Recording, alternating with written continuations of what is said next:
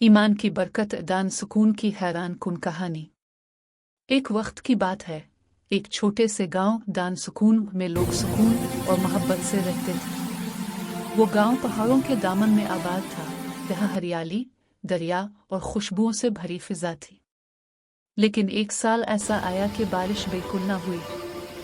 जमीन खुश्क हो गई, खेत जल गए, दरिया सूख गए। लोगों के पास खाने को कुछ न रहा।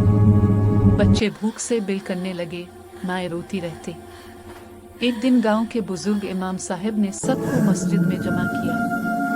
उन्होंने कहा, यह कहत कोई सजा नहीं बल्कि आजमाइश है। अल्लाह हमें आजमा रहा है कि हम सब्र करते हैं या नाशुक्र। अगर हम सब्र और दुआ करें, एक दूसरे का सहारा बने, तो अल्लाह जरूर करम फरमाएगा।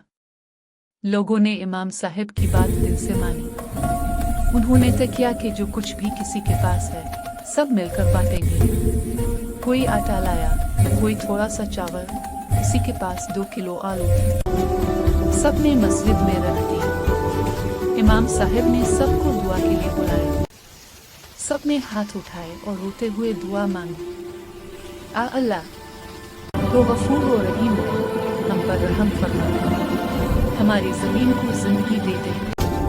जब दुआ खत्म हुई, इमाम साहब ने कहा, अब सब मिलकर खाना खाएं, जो भी थोड़ा सा है, इसी में बरकत डालेगा हमारा रब। एक बड़े बर्तन में सब चीजें डाल दी गई। पहले तो लोगों ने सोचा कि इतने कम खाने से इतने सारे लोग कैसे सेहत होंगे, मगर जैसे ही इमाम साहब ने बिस्मिल्लाह कहकर तकसीम शुरू की, कमाल हो गया। बर्तन खाली होने का नाम ही नहीं ले रहा था। जितना निकालते इतना ही बढ़ जाता। बच्चों ने पेट भर कर खाया, बूढ़ों ने शुक्र अदा किया, औरतों की आंखों में आंसू थे मगर दिल में सुकून। पूरे गांव ने सैर होकर खाना खाया और फिर भी कुछ बच गया।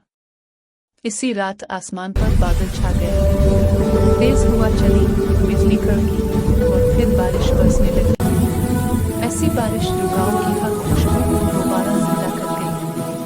खेतों ने सरसब्ज लिबास पहन लिया, दरिया फिर से बहने लगी। गांव के लोग सजदे में गिर गए और रोते हुए कहने लगे, अल्लाह सबसे बड़ा है, हम पर तेरा करम बेहिसाब है।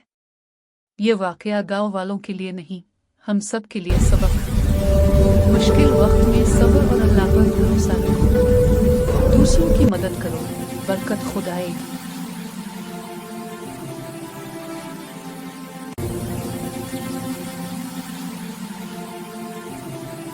अगर कहानी अच्छी लगी तो जल्दी से सब्सक्राइब का बटन दबा दो, ताकि अगली कहानी तुम तक फौरन पहुंचे।